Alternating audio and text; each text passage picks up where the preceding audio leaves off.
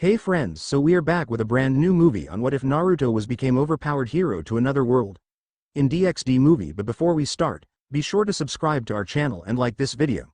Now let's begin the story. Naruto Uzumaki, the hero of the elemental nations, the most unpredictable ninja, and soon to be the first man to taste the Ichiraku special 10 million Ryo ramen, sat eagerly as he waited for his ramen to be served. Now the question here is obvious. Who would spend 10 million Ryo for a ramen that can be bought for 9,999,500 Ryo less? Well, Naruto would, but not for reasons one might think. Tucci, the owner of the ramen stand Naruto has frequented since his childhood, has been planning to expand his ramen shop for some time now. However, he still lacks the finances for it, and wouldn't you know it, he needs 10 million Ryo. Naruto, a noble heart who wants to give back to Tucci for all the free ramen he got over the years, offered to shoulder the fee. Tucci agreed, on one condition: to serve Naruto his most ambitious ramen concoction to date. This leads us to the scene in front of us, Tucci carrying a massive bowl of ramen exuding an unusual aroma that somehow brought tears to Naruto's eyes. Tucci smirked at the sight. It seems that the magic never fades, and Ichiraku ramen remains number one. What are you waiting for, kid? Dig in, Chuki urged Naruto after he placed the bowl on Naruto's table. The kid, in question, grabbed the special chopsticks Chuki provided and uttered a small prayer. "Itadakimasu," Naruto exclaimed as he began to eat. Not even 5 seconds later, Naruto dropped the chopsticks that he was holding and said, "This is the best ramen I've ever had, old man." Tucci heartfully laughed at the validation and just watched his favorite customer greedily eat the ramen. "That's right. You're not gonna be able to finish that in a minute, kid. I made sure of that," the ramen chef thought as he remembered all the times he had to cook multiple miso ramen at once just to sat Naruto's abyss of a stomach. A couple of minutes later, Naruto finally finished the massive bowl of ramen and let out a rather loud burp unapologetically. Instead, the blonde opted to rub the back of his head and smiled goofily at Chuki, who instead of smiling back at the kid, had eyes as wide as saucers. "Naruto, why are you glowing?" Chuki asked, a puzzled expression etched on his face. Naruto's transformations are widely known following his exploits in the last war. This one, however, was new. Naruto was glowing plain white, somehow particle-like in nature. This, however, was not noticed by the blonde. "What do you mean? What is glow?" Naruto managed to say before he suddenly vanished in front of Tucci. "What just happened?" Tucci said to no one in particular. "Glowing, old man?" Naruto said before he blinked twice, having noticed that he was no longer inside Ichiraku's but rather inside a room that was definitely not his or anyone that he knew, for that matter. "Naruto, where the hell are we?" a loud, booming voice asked. This was Kurama, the Kyuubi no Yoko, a tailed beast sealed inside Naruto on the same day of his birth. Kurama is also the most powerful of all the tailed beasts sans the Jubi, as well as the most arrogant. He and Naruto had a rather turbulent relationship for the first 16 years of the latter's life, but now, Kurama serves as the much-needed foil to Naruto's more immature traits. "I don't know either, Kurama. One thing's for sure, I don't sense anyone's chakra, or at least, the chakra that I'm familiar with," Naruto responded. Normally, he would be freaked out over something like this, but there was a rather odd sensation within him that made him feel like everything is just fine. "I think I can explain this, Naruto Dono," a feminine-sounding voice said. "Who was that? Are you a G-ghost?" Naruto subconsciously took a step back as he sensed no one else in the room aside from himself and the tailed beasts sealed inside him. For him, the only answer was that he was being haunted by a ghost, and Naruto is terrified of them. Suddenly, a golden glow appeared in front of Naruto, and out of it, an ethereal feminine figure emerged, sporting a rather irritated face directed at Naruto. "I find that to be a little insulting. I'm a fine maiden, not a ghost. Thank you very much. But going back to my point, you, Naruto Uzumaki, have been transported to this world for one purpose: to create world peace." The ghost responded, annoyance clear in her tone after being mistaken for a ghost. "Not that I have any problems with creating world peace, but what about the elemental nations?" Naruto asked. It was a very valid point raised by Naruto. After all, peace is still relatively new for the elemental nations, and he is very much aware that for now, it is his existence that is making other nations obliged to be at peace with one another.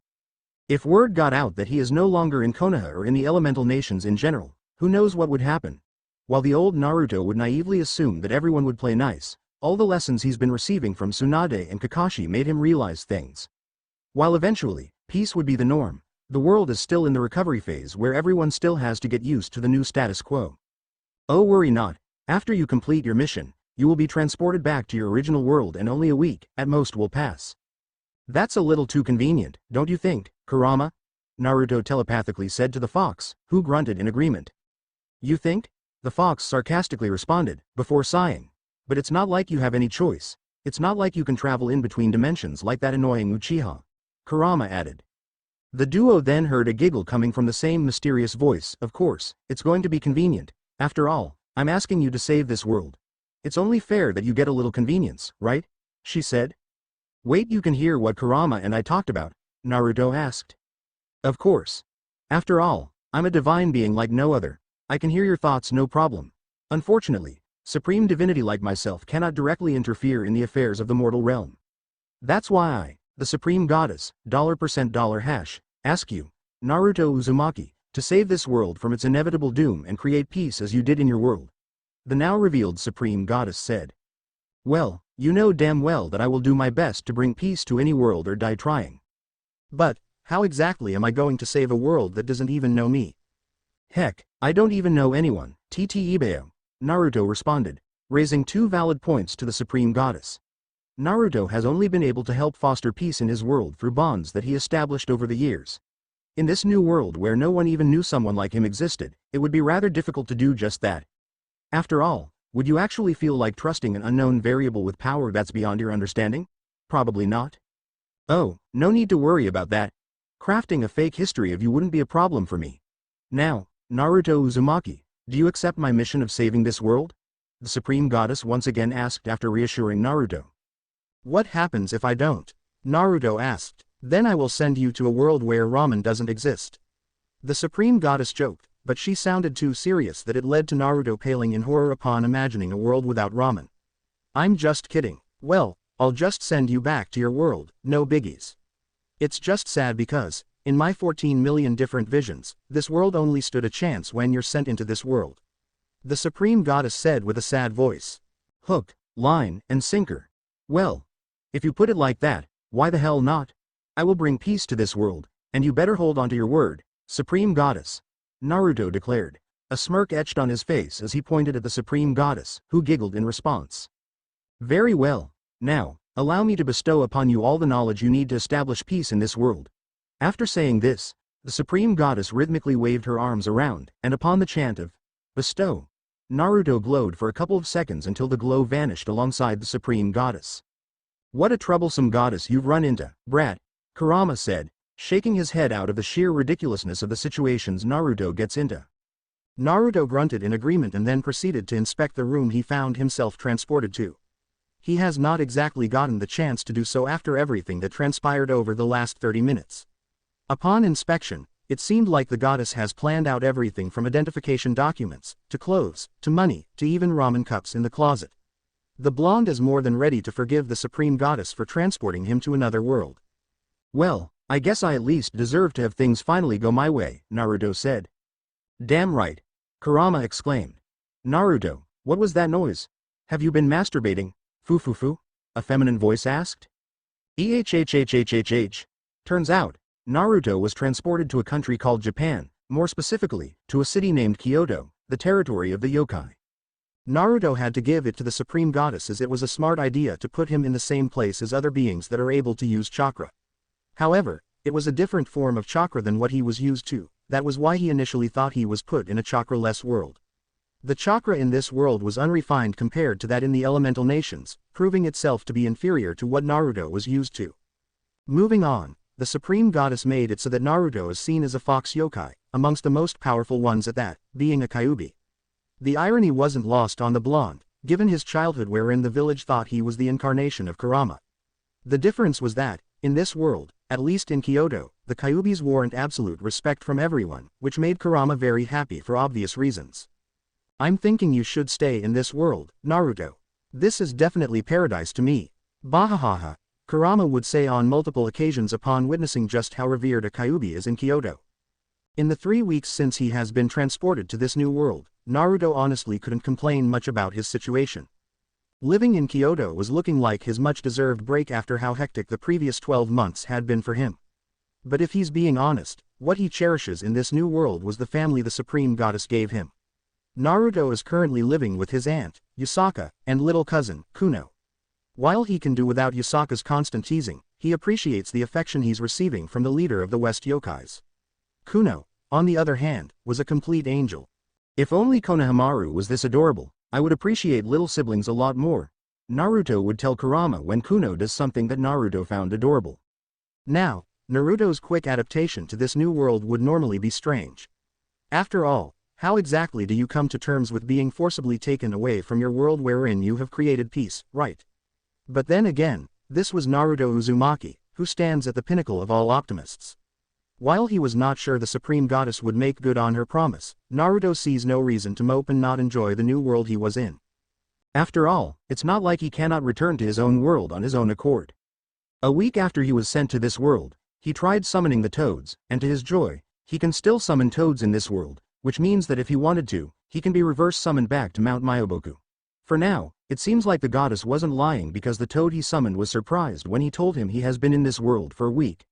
Turns out barely a minute has passed by since he got summoned to this world. What a convenient situation. Naruto then asked the toad to send a message to Kakashi and Tsunade, informing them that he would be gone for a week because he definitely needs a vacation. The blonde felt bad about lying to his mentors, but it was definitely better than telling them he was in another world to fight strong people and create peace. Oh, Tsunade would definitely maul him if she found out. You know she'll eventually know, you dumb brat, Kurama told Naruto, who shrugged in response. That's something that won't happen for a couple of years, so he paid it no mind. Currently, Naruto is in his room meditating to better process all the information sent to him by his clones after they were dispelled. While Naruto was definitely enjoying life in Kyoto, that didn't mean he rested on his laurels. While the Supreme Goddess supplied Naruto with all the things he needed to know, he's not as naive as to assume that he knew all the factors that can affect his mission.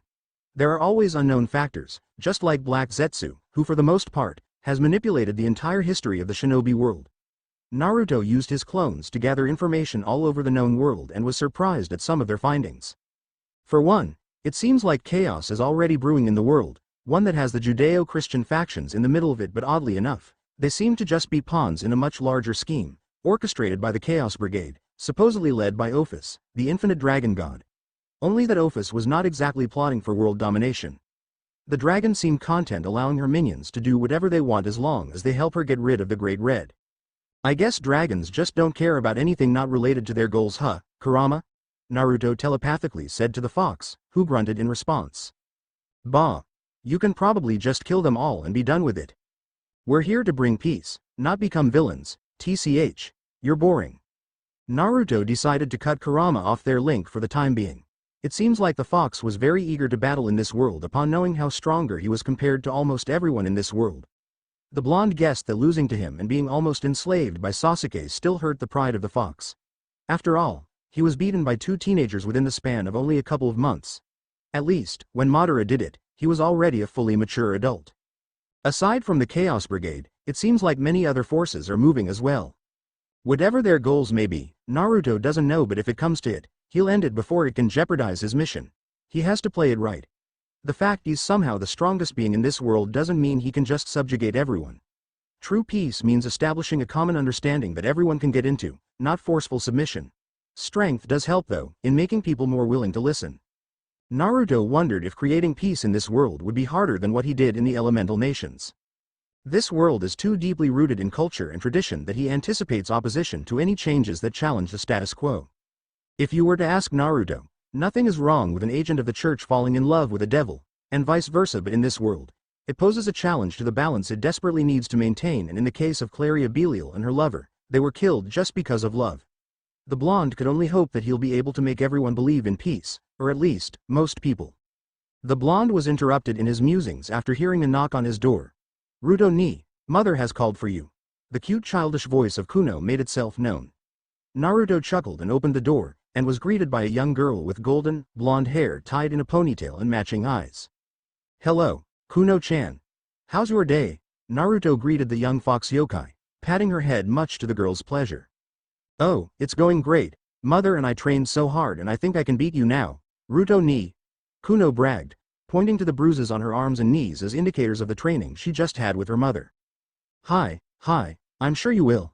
But do something about your bruises first, okay? I'll talk to Obaa-chan now. Naruto told the girl, who giggled upon hearing how he addressed her mother. She's going to punch you again if you keep calling her that. Ruto ni, the girl jokingly warned before heading off, presumably to get her bruises healed up. Naruto looked at the retreating figure of Kuno and smiled. She was just so adorable. Yasaka's office. What do you mean I'm going to school, Tte Bayo? Naruto exclaimed, eliciting a burst of ladylike laughter from Yasaka. It's been a couple of minutes since Naruto entered Yasaka's office and it started off calmly, with them exchanging pleasantries and drinking tea. Yasaka then told Naruto that she wants the blonde to do her a favor, which he immediately agreed on. After all, what's the worst that could happen, right? Turns out, Yasaka wants to enroll him in Kuo Academy, in the Devil Territory governed by the heiresses to the Gremory and Seatree houses. The reason for this was simple. 2 weeks after Naruto was transported to this world, he came clean to Yasaka and told her of his disposition and what his mission in the world was. A conversation that happened because Yasaka stumbled upon Naruto letting out all the 9-tailed beasts in small animal forms. The blonde didn't mind Yasaka finding out because it was not like he wished to hide things from her for a long time. Yasaka, after finding out that Naruto was actually from another world sent to save the world, promptly fainted upon knowing the said fact. Upon waking up, the leader of the West Yokai faction committed to helping Naruto's cause, much to his joy, which led us to the situation at hand. The yokai leader figured that if Naruto wanted to inch in closer to his goal of creating peace, then he has to begin making positive relationships with powerful individuals that can help out in his mission. Fortunately for him, in Yasaka's opinion, the siblings of the Leviathan and Lucifer Satans are currently living in Kuo, a territory the yokai leased to the devils. What better way to gain the trust of two Satans than being trusted by their siblings, who they've been known to be overly protective of, right? For one, the sisters of the Mao Lucifer and Leviathan are studying in that academy. Those Maos have shown to be very caring of their little sisters. If you can win their trust, then obviously, the Maos would have positive opinion of you. Yasaka responded to Naruto, who was currently slumping on his chair. Besides, what are you being grumpy about? I'm not exactly telling you to properly study, I'm just advising you to gain the trust of the heiresses. Yasaka laughed, after realizing what led to the blonde's outburst. The blonde in question sheepishly rubbed the back of his head after hearing what Yasaka said. Well, if that was the case, then there is no harm in going to school, right? What a moron. Kurama quipped, wanna say that again, ya dumb fox. I said you're a moron, moron. Shut up. Yasaka, upon noticing Naruto zoning out, coughed to get his attention. Well? Yasaka asked. You do have a point, Obaa-chan. Naruto replied before Yasaka sent a glare his way. You best remember to not call a beautiful woman such as me, with such a disrespectful name, Yasaka protested. Naruto raised his eyebrows and said, aren't you like 300 years old or something? Shut up. Just for that, you're going to Kuo tomorrow, Yasaka said as her glare narrowed further at the blonde. Your loss, then. You wouldn't be able to ogle me if I'm away, you pervy Obaa-chan. Naruto quipped while sticking his tongue out at the annoyed Yasaka. Yasaka coughed on her sleeves before standing and walking towards Naruto. The busty fox then leaned down, giving Naruto an eyeful of her chest, and then cupped his cheeks with her hands. Fufu, it's not my fault you keep training topless, Naruto. As a woman, it is in our nature to admire fine specimens such as yourself, she said while trailing her left hand over Naruto's chest, causing the blonde to blush. What the hell are you even saying, Tte Bayo? The flustered Naruto said as he swatted Yasaka's hand away. Yasaka giggled at her handiwork. That should teach the disrespectful, yet attractive blonde to not make fun of her age, she still got it. Enough about that. Going back to what I was saying, I have gotten the approval of the devils to have you admitted to Kuo Academy. Bear in mind that they'll be a little cautious of you because you're being sent there officially as the overseer of the yokais. But you can handle that much, right? Yasaka said, sending a rhetorical question to the blonde, whose stories of turning bad guys into allies were unbelievable. Of course, I can. Who do you think you're talking to, Tte Bayo? Naruto grinned at Yasaka, who couldn't help but share the blonde's smile. Things have definitely been more interesting upon her discovery that Naruto was an otherworlder. It allowed her to step into lines she normally wouldn't cross. She has to thank the Supreme Goddess or whatever she was called for this blessing. 1 week later, Kuo Academy. Hey guys, I'm Naruto Uzumaki, I want to be friends with all of you and well, I dream of creating a peaceful world someday. Naruto introduced himself to the class. He is currently wearing a black blazer with white accents over a white, long-sleeved, button-down shirt with vertical linings, a black ribbon on the collar, matching black pants, and brown dress shoes, the standard male uniform of the academy. The class in question clapped at Naruto's introduction, while some were gushing at how handsome he was. Someone even said she wanted your babies. I'm shocked at the females in this world, Naruto. Matabi, the two-tailed cat said. The blonde shrugged, having already known how strange the women in this world were. Three pairs of eyes, however, had different reactions to Naruto's introduction. So this is the yokai overseer. He's powerful, peaceful world, huh? What an interesting man. Naruto then shifted his eyes to a bespectacled woman with purple eyes, then to a red-haired woman with blue-green eyes. These were the devil heiresses who governs Kuo, Sona Citri, and Rias Gremory. Naruto sent both women a grin before sitting down at his assigned desk. Hours later, Naruto's home classes were as boring as Naruto expected. He questioned what was the point of all the boring lectures that do not provide students with the practical skills they need to survive. But it's not like he cares much about it. He can already do plenty without school, thank you very much. Now, Naruto is staying at the rather large house provided to him by Yasaka. The yokai leader merely said that other people may be living there one day. Who knows? By other people, she probably meant herself. Not that he minds, it's her home anyways. Naruto is currently waiting for his guests. Earlier, he extended an invitation to the devil heiresses to discuss certain matters with him. With his status as the overseer of the yokai, the devils had no choice but to indulge him. Hopefully, the devils aren't worried much. After all, his plan was just to let them in a little bit on what he plans to do. Thank you for indulging me in my invitation, Rias Gremory and Sona Citri. Am I right to assume that these are the rest of your peerages? Naruto said, glancing at the devils behind Rias and Sona. Indeed, they are members of our peerage, Naruto Uzumaki. Now, may I ask why we were called here? I believe we have not violated the agreement we had with the yokais. The cold, stoic voice of Sona Citri said. Naruto raised a hand in response. Ma, calm down a little, Citri-san. I'm not here to antagonize the devils. But I suppose I have to properly introduce myself to everyone. My bad. Naruto grinned at the devils, who were still unsure what to make of the blonde. Hello everyone, I'm Naruto Uzumaki, an overseer representing the West Yokai faction of Kyoto. Say, what do you guys think about world peace? Naruto smiled after recalling how his conversation with the devils went down. Rias was rather lively and very affectionate towards her servants, which he respected, and while Sona had a stoic disposition, she was a kind master. He can imagine just how surprising his question could be. After all, the devils came into his home overthinking about his intentions and all he wanted to ask was, what do you think about world peace? A philosophical question that the devils least expected but one that needed to be asked. After all, he is well aware that devils were stereotypically seen as the incarnation of evil itself, and while he knows that's not often the case, he needs to know where these devils stand in this matter. Rias and Sona, to their credit, were able to get over the question real quick and provided answers Naruto liked. I believe it is wonderful. If all species are at peace, then we can just live life as we want, Rias answered. Sona, on the other hand, had a more methodological answer. Peace allows all species to thrive and further themselves.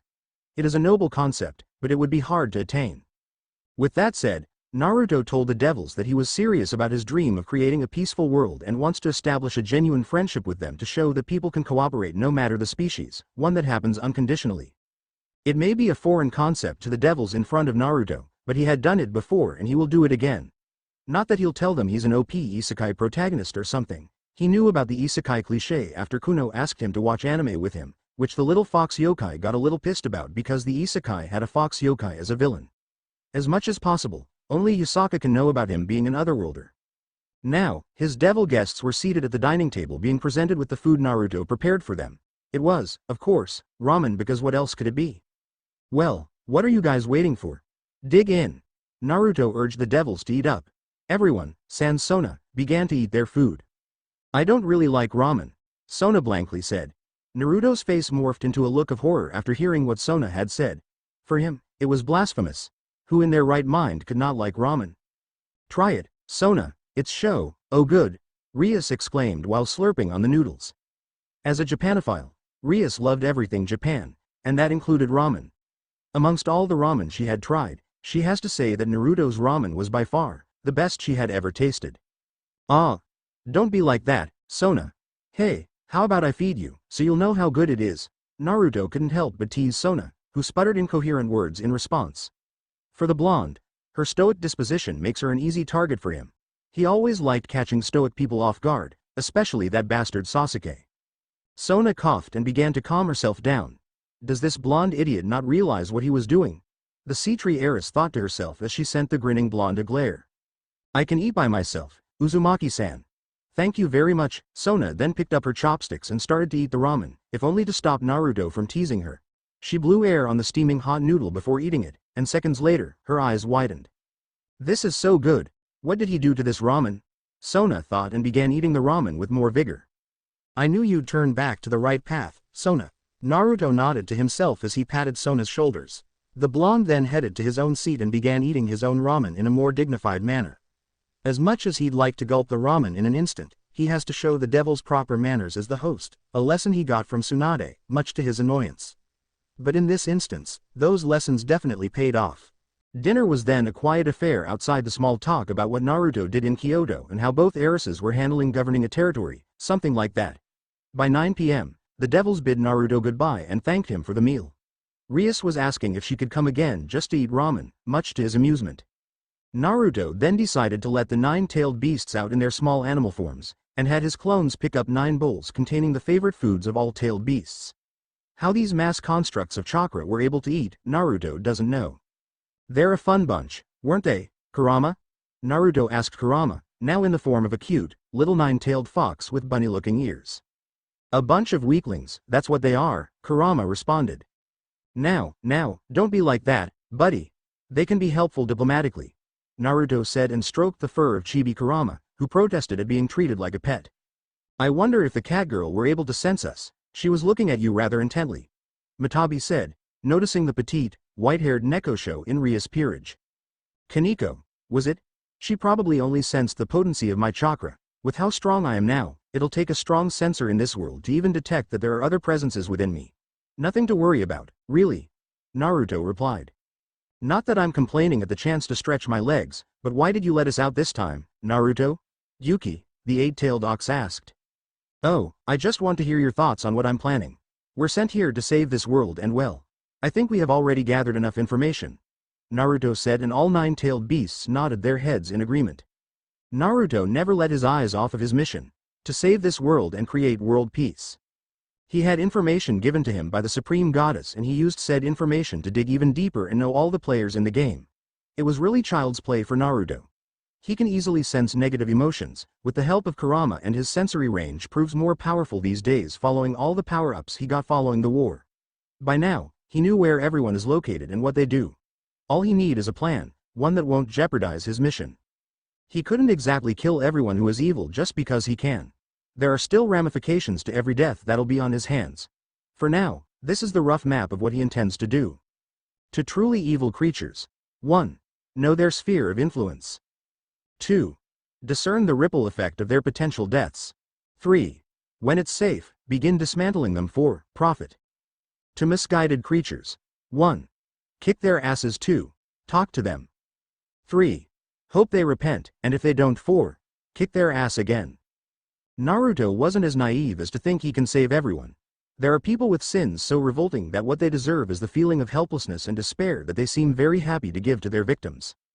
Naruto then shared his rough plans with the tailed beasts, who agreed to his plans. To them, if one is the most powerful creature in the world, they can do whatever the hell they want.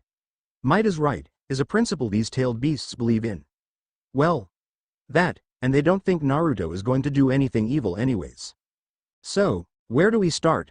I'm thinking of meeting this old devil's faction. If I finish them off, it'll curry me some favor with the current Maos, Naruto said. As long as we get to see you in action, we honestly do not care, Kurama, helpfully, said. Well, it might be a little too soon to dispose of them. Maybe I'll go and meet these Team Valley people. I think these kids can still be reformed. Naruto thought out loudly. Stop your musing and just go kick some ass, Kurama told Naruto. Alright. What are you? My mother, TT Ibeo, Naruto told the annoyed fox. Unknown location Team Valley didn't know what the hell had just happened. At one moment, they were involved in fighting a group of yokai and then a couple of moments later, they saw themselves face to face with another yokai, this time, a fox yokai exhibiting enormous power. The other members of the team were sweating at the sheer pressure the blonde man's presence brought. Valley, on the other hand, was elated. As a battle nut, all the Lucifer descendant wanted was to fight strong people, and that opportunity presented itself with the man in front of him. Valley, you're seriously not considering this, right? The voice of Albion, the vanishing dragon said. The blonde man approached Team Valley and spoke, so why the hell are you guys in Chaos Brigade? How do you even know that? Valley asked. I just know, okay, I'm Naruto Uzumaki and my goal is to create world peace. Naruto introduced himself. Era, world peace? That's not as easy as it sounds, you know? A feminine voice replied. Naruto looked at her, and saw what he knew to be Kuroka, one of the two remaining Nekosho, and a stray devil who murdered her master who planned to experiment on her little sister. Of course, it's not going to be easy. Peace, after all, is a complicated concept in itself, but it is the best, he replied. There was a long pause, as Team Valley didn't know what to make out of Naruto. I don't really care about peace. All I care about is fighting strong opponents, something I can get with the Chaos Brigade, Valley replied. You can fight strong people without being part of a terrorist group, you know? Naruto had a deadpan expression on his face upon hearing Valley's reasoning. Yeah, whatever, are you here for a fight? Valley asked, his eagerness for battle hardly restraining itself. Are you sure that's what you really want? Well, I'll fight you on one condition. If I win, you guys leave the Chaos Brigade. And maybe I'll play with you once in a while, Naruto said. I just brought myself another annoying thing to deal with, didn't I? Naruto thought in realization. Valley was a battle nut, and he'd be relentless in wanting a rematch. Very well. I accept your conditions. Let's fight, Naruto Uzumaki, Valley replied. Naruto sighed as he formed a spiraling sphere on his hand, and the rest, as they say, is history. 2 minutes later Naruto gazed at the fallen figures of the members of Team Valley. He had to give it to Valley, he had the spirit, just not the direction. Naruto was a little disappointed, however, as he expected Team Valley to at least make it entertaining for a couple of minutes. He finished the fight within 30 seconds, with each member of Team Valley being hit with a Rasengan and an Uzumaki Naruto barrage. They never saw it coming. Do you think this was worth your life, Valley Lucifer? Battles are invigorating, but they cannot sustain what the spirit craves. One of these days, your thirst for battle will end your life. But it's not like you have to change your ways. You're not a bad person, aren't ya? Naruto smiled at the seething half-human Lucifer. As helpless as Valley was against him, the man actually moved in an effort to save his comrades, having the power of the Rasengans he sent to all of them. Not that those blows were going to kill any of them, but Valley did not have the time to think of that. Shinobis fight very quickly. They do not allow their opponents to gather the time to think calmly and counter their moves. That's how deadly they are, and for the same reason, was why shinobi wars never lasted long. If Valley had the time to think, he probably would have lasted longer than he did. The divine dividing was a total cheat tool, Naruto had to say. You're lucky it's me you ran into. I'm just here to teach you, unruly kids, a lesson. Naruto smiled at them. The blonde internally cringed at his monologue, however, since this was not how he does things. But hey, talk no jutsu does not work on battle nuts who want to fight. Might as well just kick their asses and allow them to reflect. On the bright side, at least Team Valley would no longer be under the employ of Chaos Brigade. They'll just be a group of battle junkies challenging all sorts of strong people they can fight. Naruto was cut off from his musings when Kuroka spoke. Hey, make kittens with me, NYA, the Nekosho said, catching the blonde off guard. What the hell was this woman saying? Naruto stared at Kuroka, his mouth gaping at the suddenness of her words. No one has ever beaten me that quickly, so you are definitely super strong. My race is almost extinct aside from Sharon and I, NYA, so how about it? Wanna help me rebuild my race? Kuroka continued. Naruto ignored her and looked at Valley with a look that said, is she like this all the time? Valley understood the unsaid words and gave Naruto a nod. Well, it's not like the concept of procreation was foreign to him. He did make good on his promise to Shion, that one time, and looking at Kuroka, it wouldn't be a bad idea. Maybe in the future. I still have lots of things to do right now, Ibeo, Naruto said, as he mentally patted himself on the back. That's right, he can choose if he wants to do it or not, because he did not make a promise. Naruto Uzumaki never breaks promises, after all, and his answer gave him leeway on that. Kuroka beamed at his answer and began to cling to his arm, much to everyone's lack of surprise. It was Kuroka, after all. Did he just agree to it? Arthur Pendragon said to his sister Lefay. He did. Lefay responded, amused at the scene in front of them. That's one less pain in my ass, I guess. Valley thought to himself as he looked at Kuroka and Naruto. Naruto Uzumaki, Valley said. Naruto then broke free of Kuroka's grip on him and looked at Valley, who faced him with a serious expression on his face. You're by far the strongest individual I've ever fought. I will honor the conditions of our fight, but that doesn't mean this is the last you'll be seeing of me. Valley finished, with a determined look on his face. Hopefully you last longer than 30 seconds the next time I see you, Naruto said. That's what she said, Biku said, drawing Valley's ire over his juvenile joke. Oi, that's not very nice of you, monkey boy. You barely lasted 10 seconds, you know? Well anyways, I have places to be. Remember to be good, okay? See ya. Naruto waved Team Valley goodbye before disappearing in a puff of smoke. As Naruto disappeared, Valley cracked his knuckles while walking towards Biku. I will have fun kicking your ass, Biku. What was the point of all that, brat? Kurama said. For the fox, there was honestly no point in his confrontation with Team Valley. From the get-go, he can see that those kids barely had any interest in world domination and only wanted to fight strong people. In his mind, there's nothing exactly wrong with that. I thought it would be fun. Who knows? They're probably more useful as allies later on than pesky opponents. Naruto responded. Currently, Naruto was walking across the streets of China, looking to snuff out another group of unruly children. This time, Naruto knew it'll be more troublesome than Team Valley. After all, he's going to deal with a bunch of human supremacists with misguided objectives. This group in question was the hero faction led by Cao Cao, a descendant of Cao Cao from the legends. While on paper, the hero faction had a noble goal of protecting the interests of humanity, they had a black and white perspective in the world, where they believed that anything that wasn't human was evil. Naruto supposed that it's normal to fear what they don't understand, but it's not like they're a bunch of powerless humans. These are people carrying Longinus-level sacred gears, or at the very least, born into strong bloodlines. Naruto would probably let them go if not for him finding out that they would abduct humans with sacred gears and manipulate them to follow their machinations. Ah, that's probably them. Naruto thought to himself, sensing at least 5 notable signatures about 30 kilometers to his west. Unknown Forest Cao Cao was having a routine day if he has to say for himself, training humans to exceed their limits, slaying some evil creature lurking nearby, and drinking a bottle of wine. So far, so good. Right now, it's about 2 in the morning and he's about to call it a night. That was until a blonde-haired man appeared in front of him. You guys are the hero faction, right? The blonde asked. Cao Cao eyed the strange man and nodded. That's right. Who are you, and why do you know about us? Cao Cao replied. I'm Naruto Uzumaki, here to deliver a message of be good children or risk Naruto Uzumaki giving you the ass-kicking of a lifetime. Naruto replied before he disappeared, and reappeared in front of Cao Cao, shoving a blue spiraling sphere to his gut. The other members of the hero faction present gaped at the display in front of them. These were Georg, Jean, Heracles, and Siegfried. The 4 did not have the time to react as Naruto gave to them the same courtesy he gave Cao Cao. 5 minutes later, like earlier with Team Valley, Naruto gazed at the fallen figures of the hero faction. They put up a better fight, but unlike with Team Valley, Naruto did not feel the need to be nice to them. There was a philosophy that engaging in battle allows you to look straight into the soul of your enemies, and indeed, Naruto felt that way. The hero faction was headed to a dark path, one that he cannot tolerate. Heck, he went a little too hard on them that at the moment, only Cao Cao was conscious, albeit heavily beaten up. Protecting humanity from the supernatural is a noble goal, but are you guys actually succeeding? Heck, are you guys actually moving with the interest of humanity in mind? Naruto rhetorically asked. What do you even know about protecting humanity? Cao Cao replied, gritting his teeth upon being easily beaten by the man in front of him. What made the defeat more insulting was the fact that Cao Cao knew the man was holding back by a lot.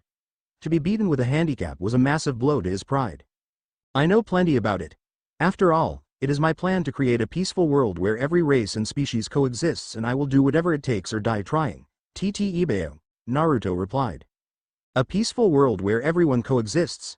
Don't make me laugh. Humanity has suffered enough from the supernatural and it's time we fight back against beings like yourself. Cao Cao scoffed at the idea Naruto presented. Like hell, the supernatural world would play nice with humanity.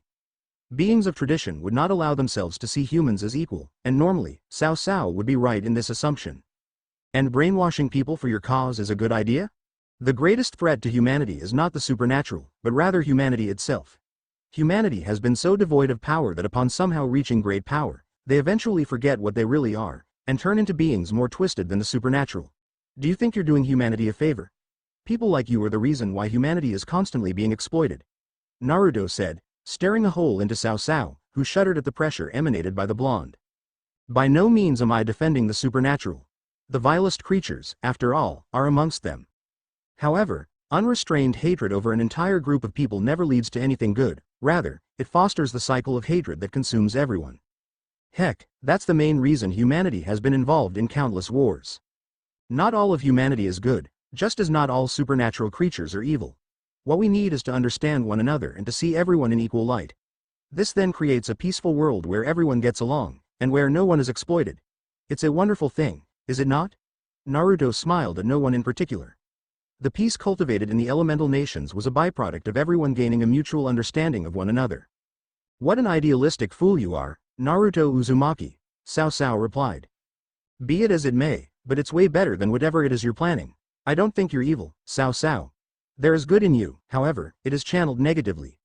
Hatred begets hatred, and this path you're trying to lead humanity into would just further plunge it into chaos. Naruto reasoned. Sao had an unreadable expression on his face.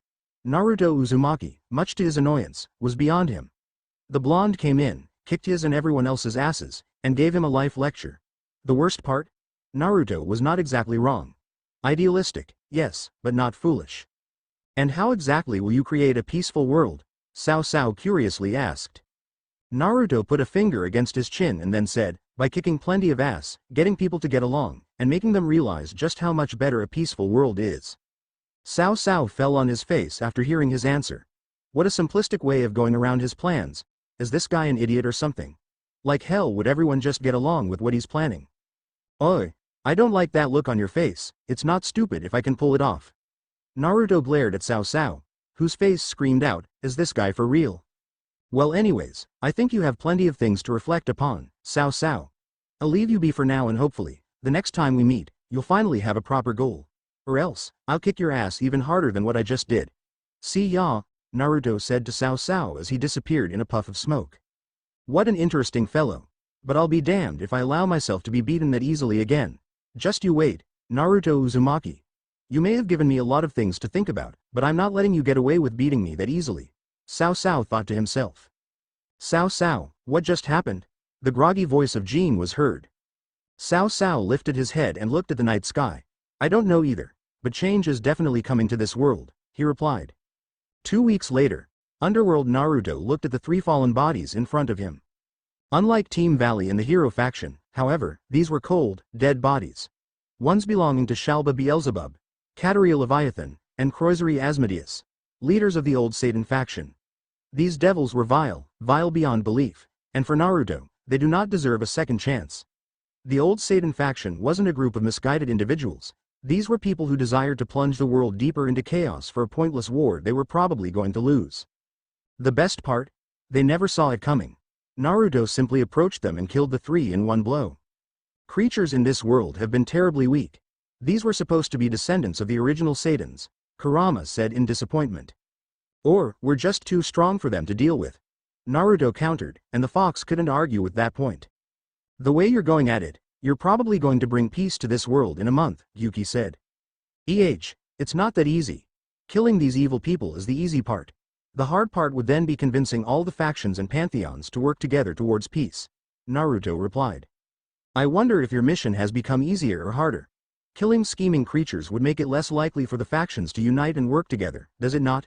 Yuki pointed out. You're probably right. But what's the point of power if we let evil roam around freely? Naruto replied.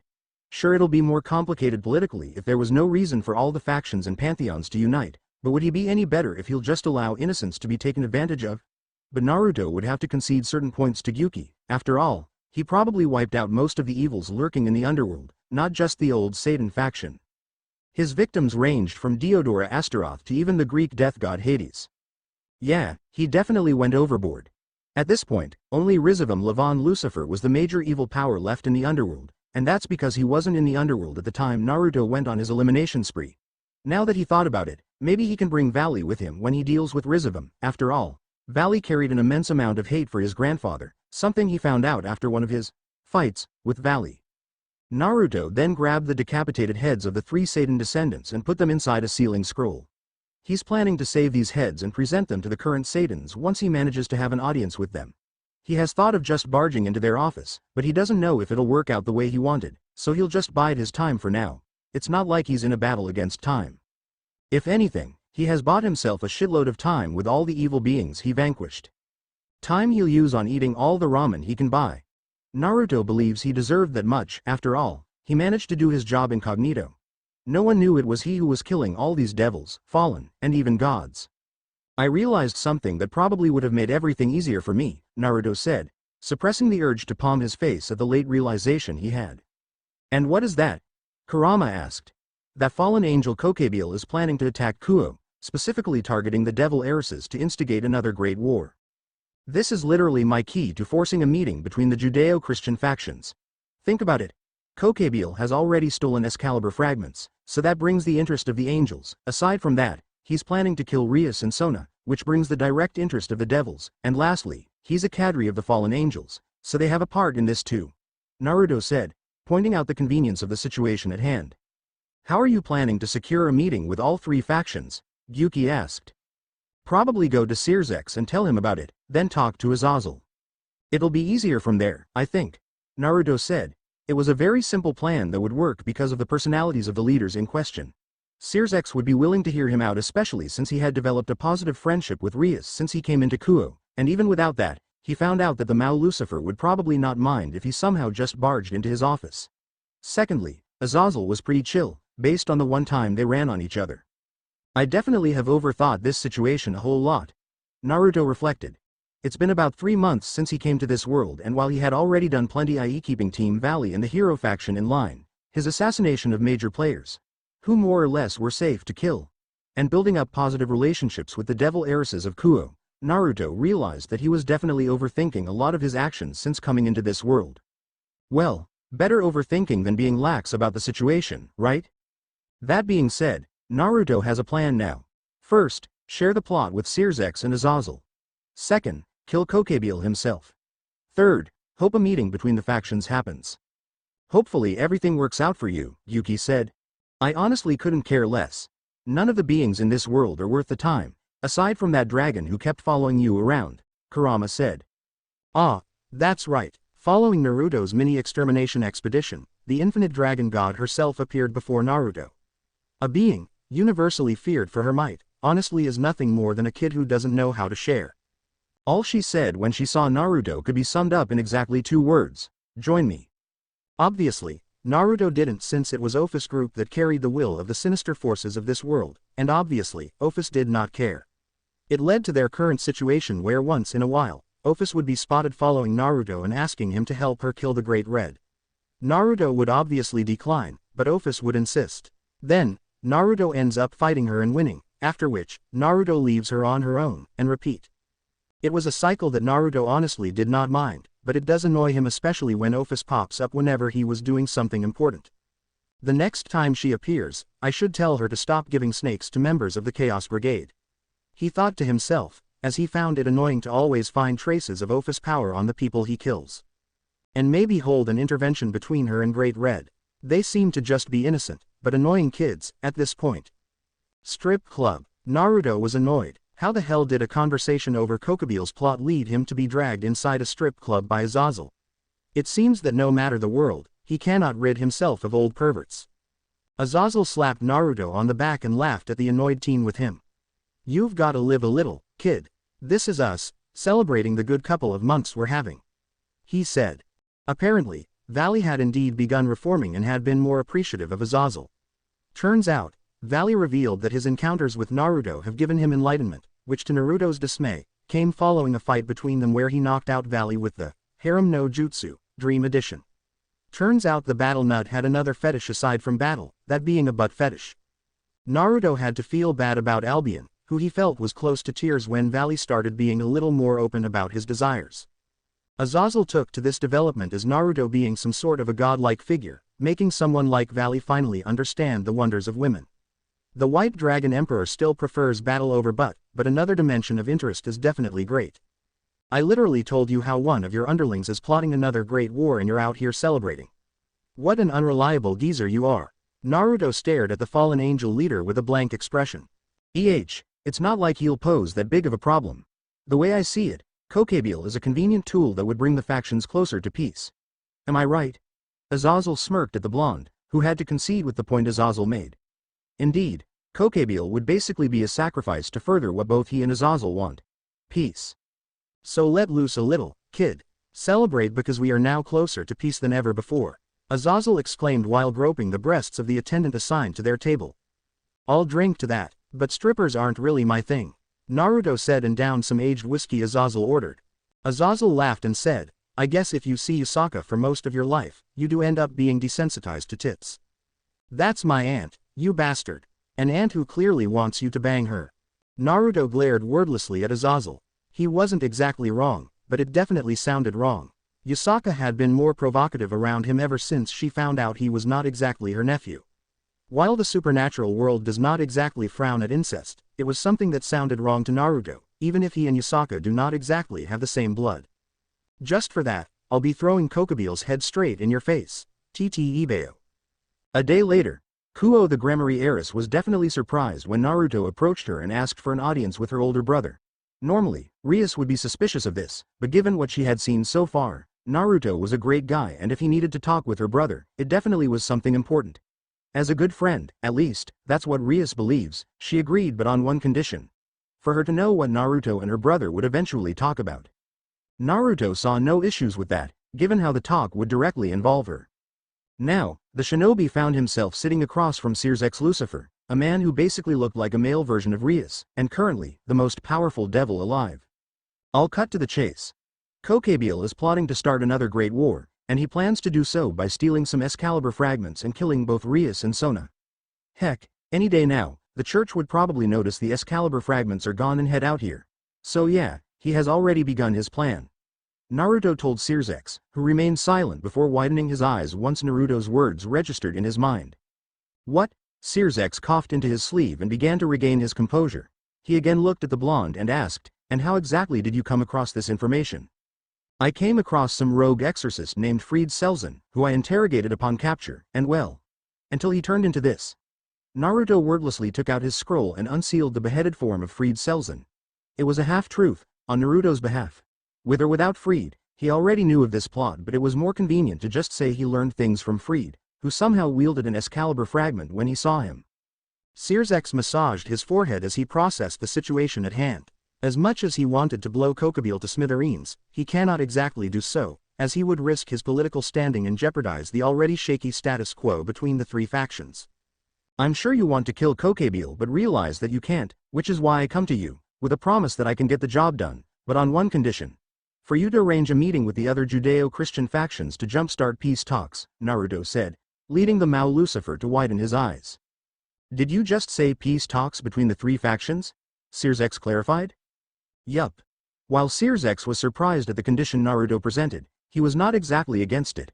For one, peace between the three factions is among the things that he wants to happen, but at the moment, it was proving to be a pipe dream. There was the Devil Council, who were a bunch of pure-blood supremacists, some fallen angels who'd rather go to war than make peace, and many other factors. But with what Naruto has revealed, then perhaps there is a reason for peace talks to be discussed. Oh yeah, there's also this group called the Chaos Brigade, whose ultimate goal is to beat Great Red, but they're currently so disorganized that they have different factions operating under various motives, some of it being nefarious. The old Satan faction is, or was part of them. Naruto revealed, before unsealing 3 more heads for Sears X to see. Croisery Asmodeus, Kateria Leviathan, Shalba Beelzebub. All dead. I need a drink. Sears X knew he was dealing with a powerful individual when he first met Naruto, but you couldn't blame him if he was surprised after what he just saw. Just how powerful is this guy if he managed to dispose of the old Satan faction leaders by himself? The blonde definitely saved him and the underworld from a lot of trouble. So anyways, do I have your support? Naruto asked, extending an arm towards Sears X, as he already knew the answer to what he just asked. Sears X stooped up from his seat and extended an arm back towards the blonde, signifying his support of Naruto's plans. There's honestly no incentive for me to get involved in the affairs of the three factions, but I want peace more than anything else in this world. What better way than to take advantage of the situation we currently have, right? Or at least, that's what I think, TT Ibeo. Honestly, everyone should just understand one another and stop seeing things from a black and white perspective. Sears X smiled at Naruto. The Mao Lucifer can sense the sincerity coming from him, and it was infectious. Maybe it was actually possible, peace, that is. Naruto was in a good mood, and why wouldn't he be? After all, he was a step closer to ensuring peace between the Judeo-Christian factions. Now that he has the support of both Sears X and Azazel, the hard part is done. All that was left was the easy part, killing Kokebile. Before that, however, Naruto is currently in his home in Kyoto. While he can definitely kill Kokebile now, that would have to wait for tomorrow. Today, he will rest, and maybe play with Kuno for a little bit. That was his plan, a slow day. However, it would seem his luck had run out. Yeah, no, I'm not going in my room, Naruto thought to himself as he sensed the presence of Kuroka in his bedroom, probably planning out a surprise to start making babies. While Naruto would normally not mind getting laid, he's not doing it when Yasaka is literally in the same house. That definitely wouldn't end well for him and his manhood. Just give the fox what she wants. She probably wouldn't mind if you did, Yuki said, feeling a little bad about the turmoil the blonde was having. But that's my aunt here, you know, it's a little creepy to think about, even if we're not actually blood related. Naruto responded. Didn't you get aroused the last time you saw her? Yuki replied. We're not talking about that, TT Ibeo. That was a moment of weakness, Naruto said. Nope. Not even acknowledging it. But then again, can you blame him? Yasaka was quite literally showing off her body the last time he saw her. The fox asked him to get some book she dropped, and upon picking it up, he was able to confirm that Yasaka went commando that day. Era, you haven't told me you were returning home. Perhaps you were planning to surprise me? I hope you'll be gentle with me, Fufu. The silky smooth voice of Yasaka made itself known to Naruto. Not even a couple of seconds later, the Kyuubi's body was deeply pressed against his back, and Naruto felt every single bit of it. What the hell, TT Ibeo? Are you looking to give me a heart attack? Yasaka giggled, but it had a dark air to it. So tell me, why'd I sense another presence in your bedroom? You're not doing anything lewd in this home, are you? Hell if I know. I just got here, TT Ibeo. You can sense people from miles away, surely you'd already know about it. Yasaka huffed, her expression akin to that of a woman who just found out her husband cheated on her. And this is your home, so you'd know if someone trespassed on your home. Nah, I spend all these months catching your attention yet someone else is on your bed before I even got the chance. Naruto blankly stared at Yasaka, who was sporting a playful look on her face. What was the point of this conversation even? I'll forgive you if you give me a kiss. What the hell? I'm already too tired to even argue. Naruto thought to himself before pecking Yasaka on the lips. The blonde then decided to go downstairs to get himself some water, leaving a stunned Yasaka behind. He actually did it, Yasaka said to herself, her left index finger touching the same spot Naruto just kissed. That day, Yasaka discovered that gestures of affection are definitely her weakness. She's been frozen for like 5 minutes, still touching her lips. A day later, unknown location. Kuo Naruto was now headed toward the fallen angel's lair in Kuo, with a rather disappointed look on his face. How exactly is planting your base where it can easily be detected a smart idea? Naruto thought to himself, as he noticed it was not just him who was headed to the same lair. About a couple of kilometers away from him were 2 women carrying holy signatures. Exorcists perhaps, brat, just get this thing over already. That Kokebile is hardly worth your time, Kurama said. That's what I'm doing, TT Ibeo. Naruto soon found himself looking at the back of Kokebile, who was seemingly unaware of his presence. Without any hesitation, Naruto's eyes turned into yellow irides and toad-like pupils, and dug his fist straight into Kokebile's chest, leaving a gaping hole behind. Kokebile barely had any time to react, only widening his eyes at the suddenness of the attack, before his body went limp, and promptly died. Naruto then noticed another presence to his right, an old man, who if he remembered correctly, was called Valpyr Galile, the person in charge of the Holy Sword Project. Kokebile-sama. You? Who are you? Valpyr exclaimed, falling on his ass as Naruto walked closer to him. Naruto stared at Valpyr before punching him in the stomach, making him fall unconscious. Oi, why did you leave him alive? Kurama asked. Well, I think he'd be a wonderful gift for that Kiba guy in Ria's peerage. Better to help him find his purpose than take it away, right? Naruto said before sealing the bodies of both Kokebile and Valpyr as well as the remaining Excalibur fragments. Minutes later, the 2 exorcists who were headed toward where Naruto was at were left shocked after realizing no one was in the lair where Kokebile was supposed to be in. What's even more worrying was the fact they couldn't trace any semblance of battle occurring, aside from blood, which they assumed was Kokebile's, judging from the many feathers surrounding it. It did not take a genius to realize Kokebile was massacred. How can someone easily dispose of a fallen angel cadre? Both exorcists thought in horror. Occult Research Club building, Kuo Academy. So Naruto, what's the reason why you requested a meeting only with myself and my knight? Surely, the rest of my peerage can know about what we're talking about, right? Rias asked the blonde, who was sheepishly rubbing the back of his head. Well, it's because what I'm going to tell you does not exactly concern them. Remember when I asked you to meet Searsex? I told him about the plot of the fallen angel Kadri Kokabil to instigate another war by stealing the Excalibur fragments and murdering both you and Sona. Pause. Kokabil was here? Where is he at now? Dead. More pause. What do you mean dead? Rias asked, her eyes widening at the revelation. Did Naruto kill Kokabil himself? If so, then how strong is he actually? Rias Gremory knew Naruto Uzumaki to be one of the two known nine-tailed fox yokai, alongside his aunt Yusaka, but considering his age, she figured that while he was strong, he was not this strong. It was hard for her to process what the blonde just said, especially since he looked unharmed. Rias then tried to sense Naruto's power, despite her gut feeling telling her not to do that, and was promptly brought down to her knees. Bucko! Kiba exclaimed, quickly rushing to the aid of his king, who uttered a quiet, thank you, to him. The foolish devil tried to sense the extent of your powers, that's why she ended up like that, Kurama told Naruto. Rias stared at Naruto with wide eyes, but it wasn't a look of fear, but rather, a look of disbelief. How can someone so young have so much power? She couldn't even get a proper read of how powerful the blonde is, but she knew he wields incredible power, one that surpasses even her older brother. Yet, it was a power that was not volatile, it was peaceful but incredibly overwhelming. Ah, I apologize for that.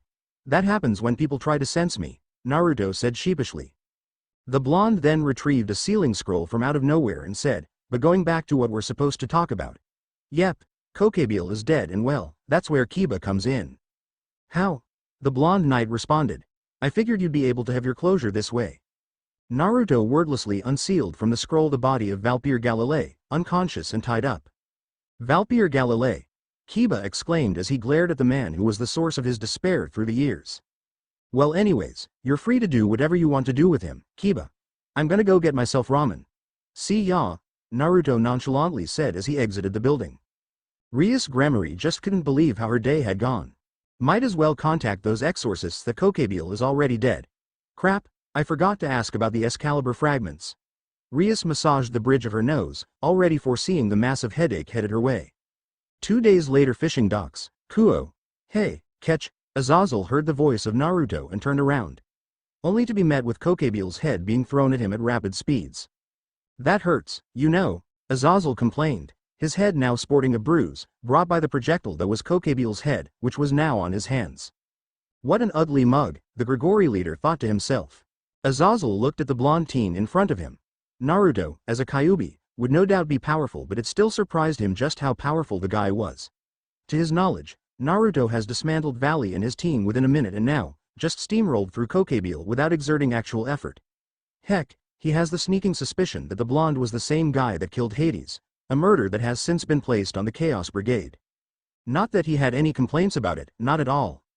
If anything, Naruto was a breath of fresh air. This world needed a man with power who knows what to do with his power.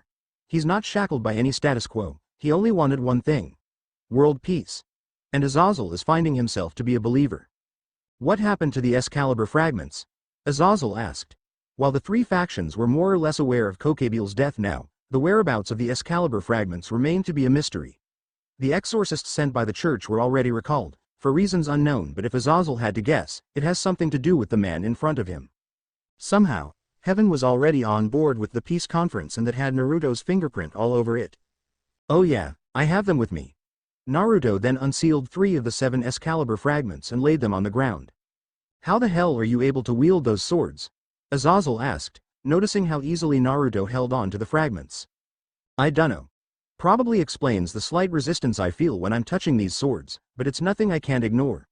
Naruto shrugged, effortlessly sealing back the Excalibur fragments in his sealing scroll. Azazel looked at Naruto before he felt a tug on the fishing rod he was holding and reeled in, a very small fish. Wow, you suck, Azazel, Naruto dryly said. Hey, it's just a bad day, you know? How about you try? Naruto then grabbed the fishing rod from Azazel and cast the rod. Within seconds, Naruto felt a tug and reeled in a king salmon, which was about 1.5 meters long. How about that? Naruto threw the fallen angel a smug look. Yeah, whatever kid. So, it seems like your plan worked perfectly. The 3 factions peace conference that you envisioned is happening. How did you even get into contact with Michael? Azazel asked. I ran into Gabriel. How did that even happen? I don't know. Lucky bastard. Naruto shrugged. Not the biggest pair of tits I've seen. Azazel laughed at that. The kid always says the most amusing things. It was the best though, Naruto added. Amen to that. Azazel patted the blonde on his back. Indeed, the kid was becoming enlightened. Gabriel had the finest pair of breasts in the known universe, its legend further amplified by her status as one of the seraphs. That aside, it seems that peace between the three factions is looking to be imminent, and both Naruto and Azazel are looking forward to it. Things were finally looking up in this world, one step at a time. It was the day of the peace conference of the three factions, an affair that's currently kept only between the leaders of all factions. Perhaps, in another world, it would have featured more individuals, but with the swift death of Kokebile and everything else that followed, there was no need to involve more people in the peace discussions. That suited Naruto just fine.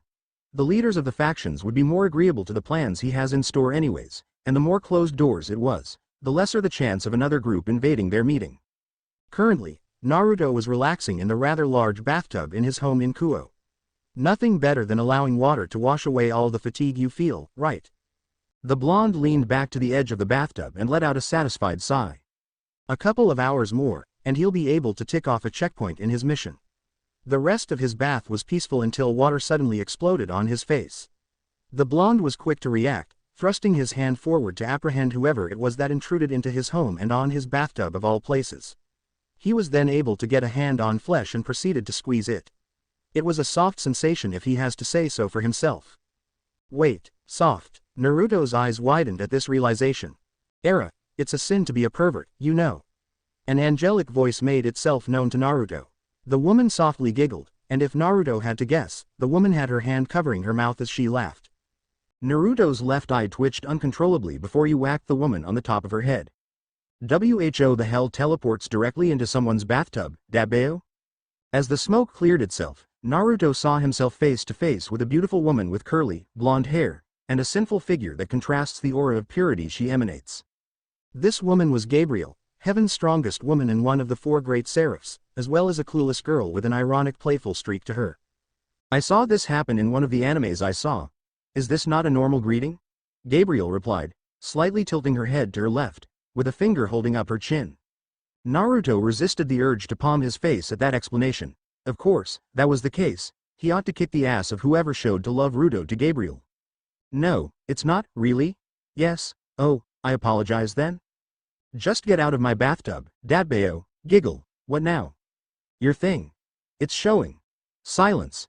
Naruto failed to notice that in his exasperation with everything that had transpired, he stood up and unintentionally showed off his completely naked figure to Gabriel. Of course, with how pure and innocent the seraph was, she saw nothing wrong with what happened, only amusement. I've had enough of this day already. Naruto thought to himself.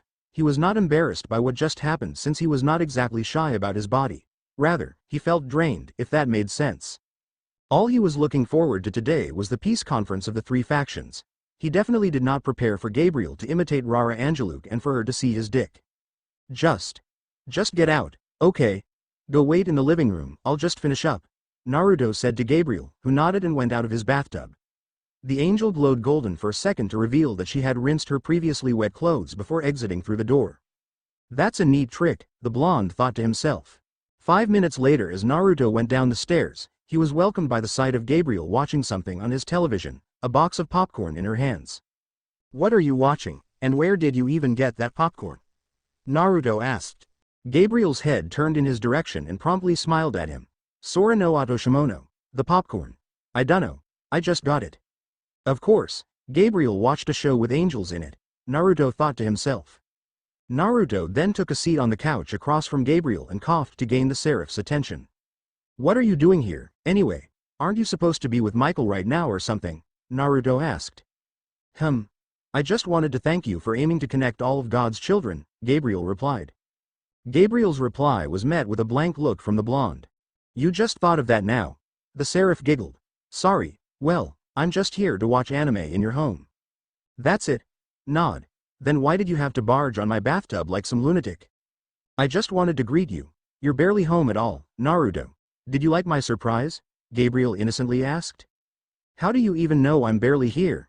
Naruto fired back. Since I have to cherish my time outside heaven, I decided to sleep here. Then, I found out about the wonders of television. Oh, Thank the Heavenly Father for blessing humans with the knowledge to continue innovating. Gabriel said, closing her eyes as she sent her prayers to her creator. That explains why a lot of the series I'm watching was marked complete. Naruto thought to himself. He found it odd how all the shows he had on his watch list were marked complete when he was barely at home to watch any of the said shows. The culprit to the said mystery was right in front of him. Then, another realization sunk in.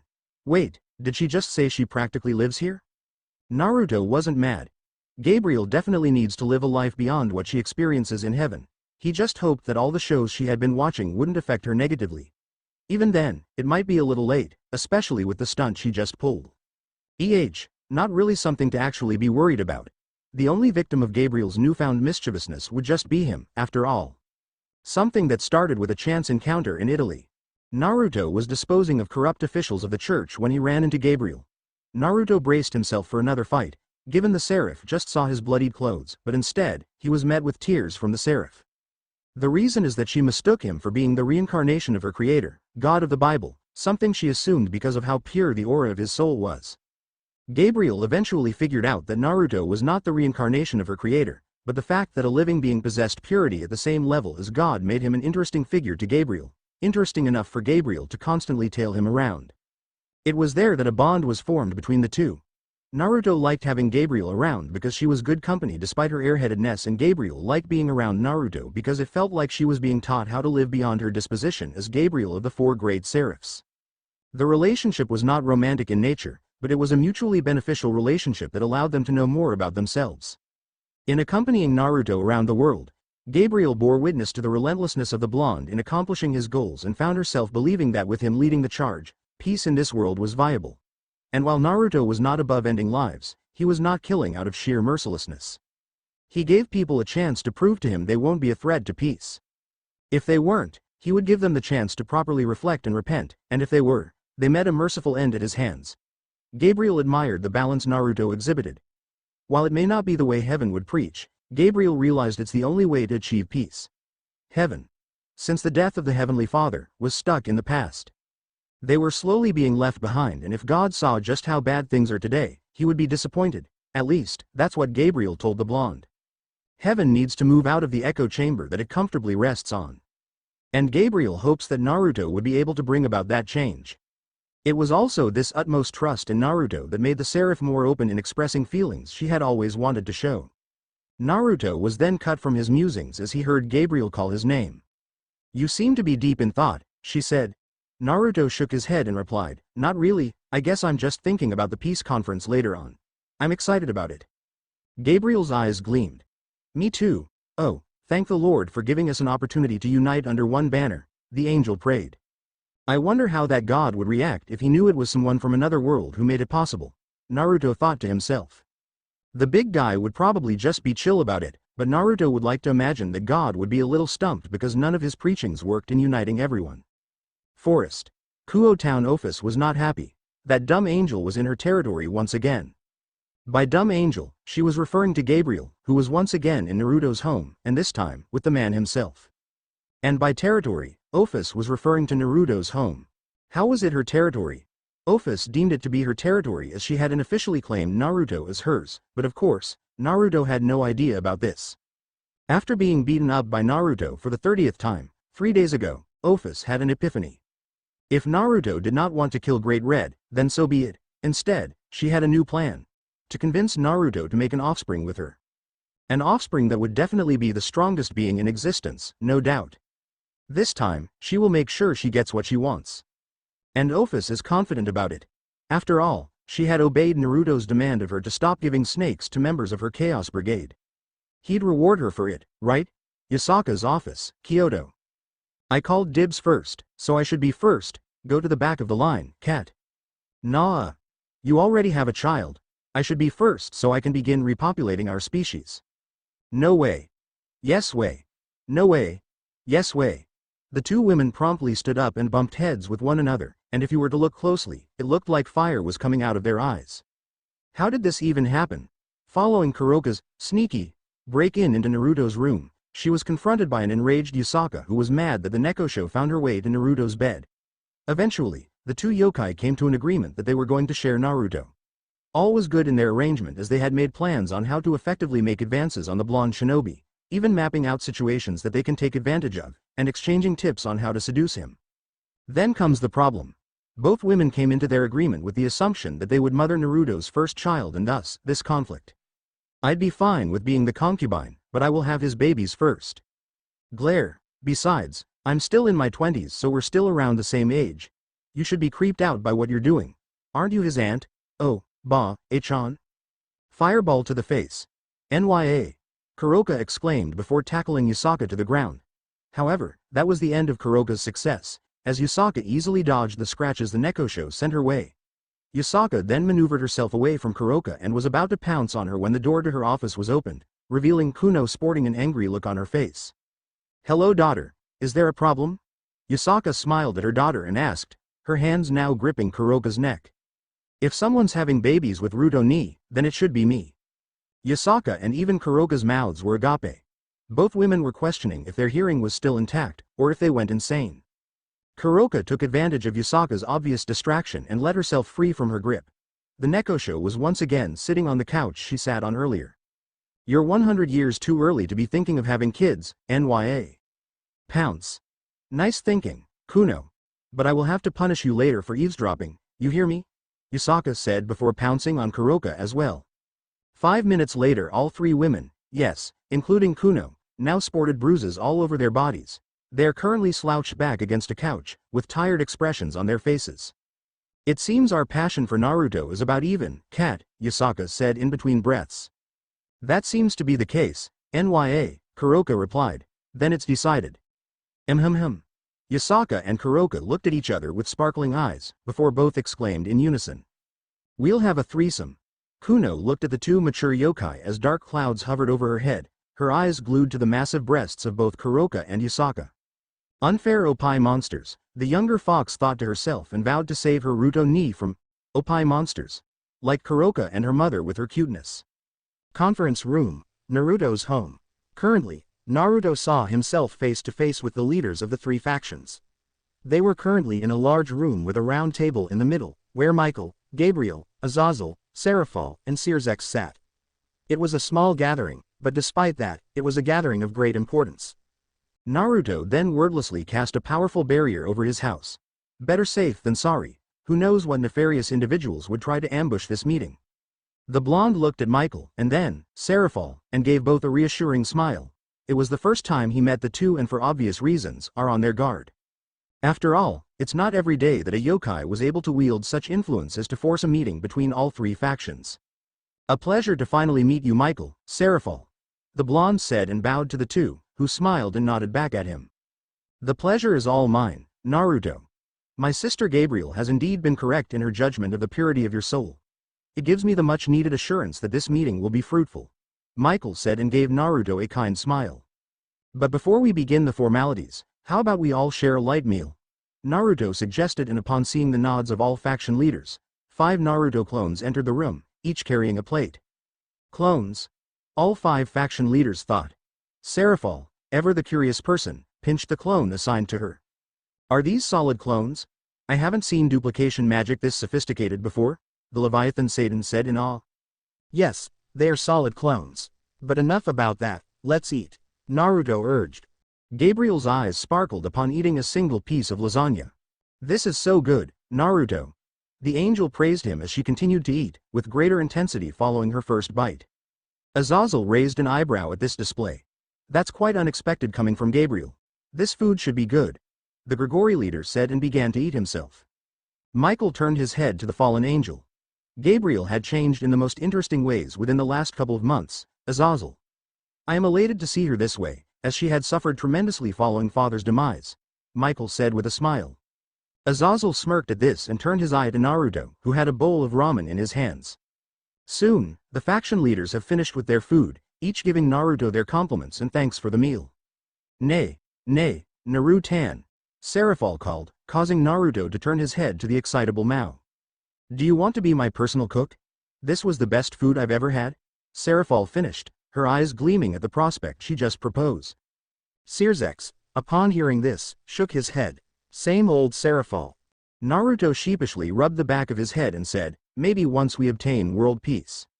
Azazel coughed, gathering everyone's attention.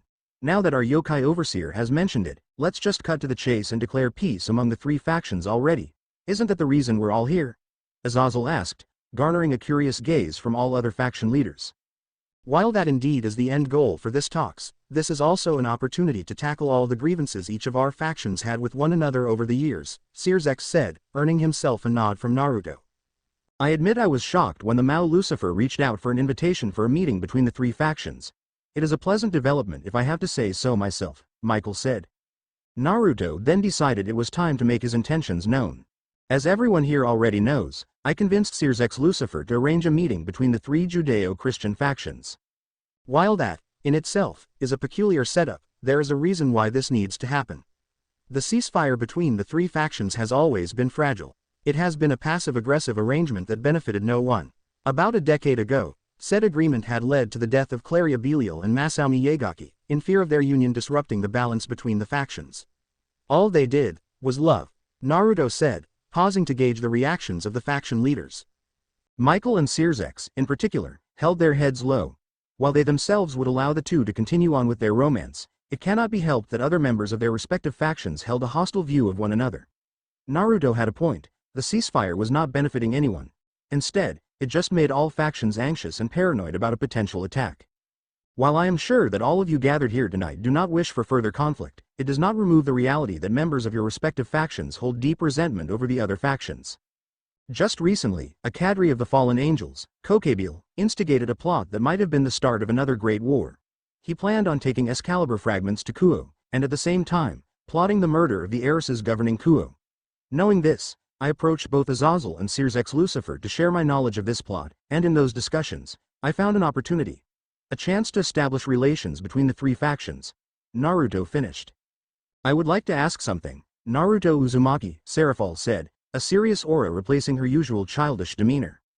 What does a yokai like yourself stand to benefit in the assumption peace between the three factions occurs? Surely, you must have a reason for this. The Mao Leviathan asked. It was a valid question to throw. With how their world functions, unconditional good is somewhat of a foreign concept. After all, this was a world that desperately clung to tradition and culture. Nobody wants to challenge the status quo. Yet, here we are. A yokai, who lives in a world outside of Judeo-Christian influence, instigating peace talks between the factions. That's simple. I just want to bring peace to this world. The world has already suffered enough, and if we have the power, why should we let the world continuously suffer? I sincerely believe that if we have the power to effect change, then we should work toward that. It's a personal creed of mine, Datbeo. I would never give up and I will continue trying until my dream comes true. Naruto smiled at Seraphol as he said this. In his months living in this new world, world peace started as a mission given to him by the Supreme Goddess. However, as he spent more time in this world, the desire for peace transcended a mere ordered mission. Naruto wants to make it happen, and he will make it happen.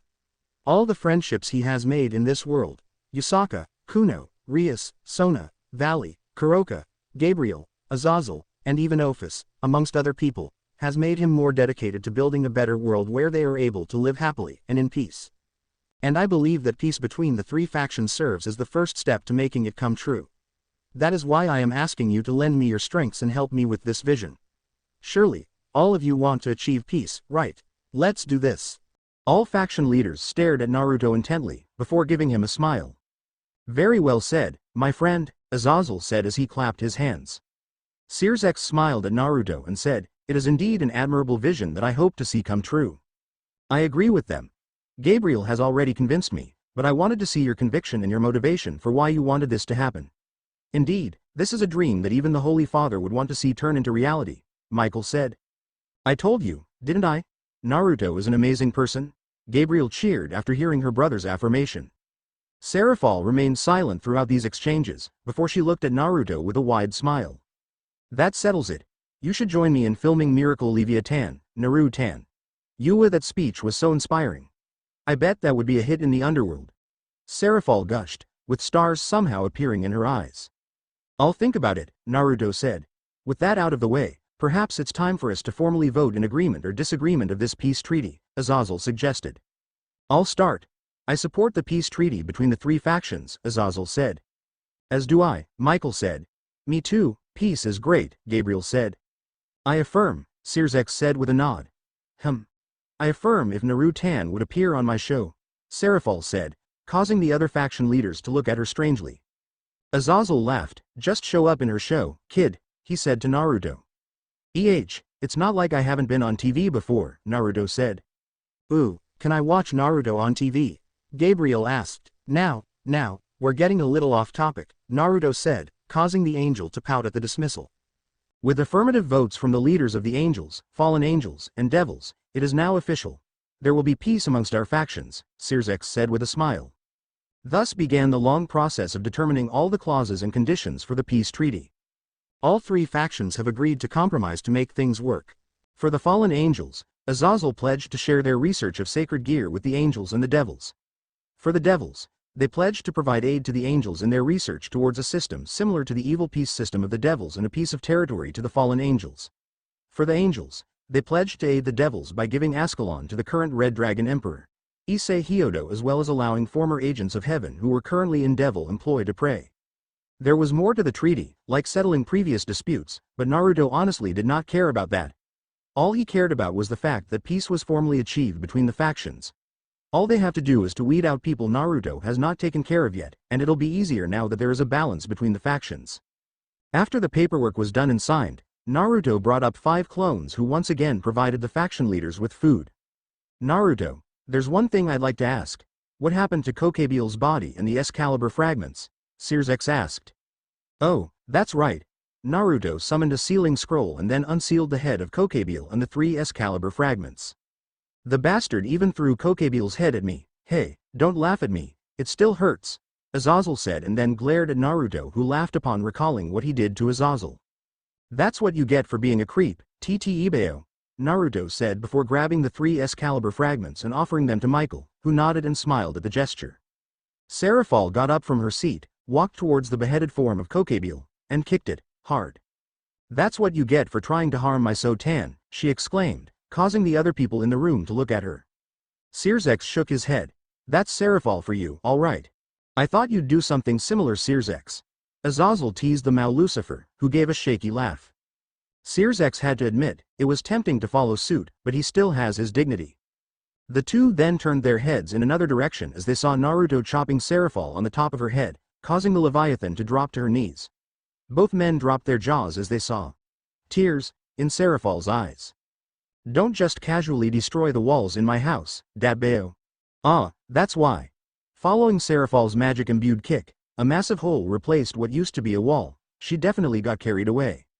The rest of the night went quietly as no further incidents occurred following Naruto's berating of Serafal, and after exchanging pleasantries, the faction leaders began to leave after Naruto released the barrier he set up. Except for Gabriel. Are you not going back to heaven, sister? Michael asked. Nope. I'll sleep here, Gabriel declared. Shock. Azazel was the first who got over the surprise. Naruto, you glorious bastard. He laughed and slung his arm over Naruto's shoulders and rubbed the teen's hair with his other hand. It's not like that, you asshole. Gabriel still has white wings and a halo, doesn't she? Michael then said, well actually, Father made Gabriel the only angel incapable of falling. Naruto's eyes widened. That was news to him. Azazel then whispered to the blonde, then what are you waiting for? Go get her, you dog. Only to receive a heavy punch to his stomach courtesy of Naruto. Take it easy on this old man, damn it, Azazel said before waving Naruto goodbye. Sirzek and Michael followed suit, leaving Naruto with Gabriel and Serafal. Hello, Serafal. Gabriel greeted the Mao. At least I'll be his heroine on TV. Serafal stuck her tongue out at Gabriel, who was confused. Serafal then left with her magic circle, leaving Naruto and Gabriel alone. I wonder what that was all about, Naruto thought to himself. Probably found you interesting, Kurama said as he yawned. The fox slept throughout the meeting because he found it boring. 5 minutes later Naruto heard a knock on his door, which he opened and was met with Ophis, who had an unreadable expression on her face. What are you doing here? I'm not killing Great Red, if that's what you're here for, Naruto said, pinching the bridge of his nose as he felt another headache heading his way. I'm mad, Ophis said. Naruto raised his eyebrows at the dragon, whose tone remained emotionless despite declaring she was mad. You put up a barrier in your house. My hair got ruined, Ophis continued, and that's when Naruto noticed it. Ophis' hair was burnt, Probably because she tried forcing her way into the barrier. Oh, my bad, Naruto said, not exactly sure what to make of this situation. Gabriel, noticing the commotion, went to the front door and blinked her eyes. As airheaded as she was, she knows danger when she sees it. Why is Ophis here? She thought to herself. But the angel didn't do anything because she does not feel particularly hostile towards Ophis, or feel any hostility from her, and even if she was, Naruto would probably beat her. Dumb angel, Ophis said, a finger raised towards Gabriel. Gabriel was dumbfounded at the sudden insult. Stay away. The dragon then pointed at Naruto. He's mine, she finished. Naruto chopped Ophis on the top of her head following her declaration. What the hell are you talking about, Datbeo?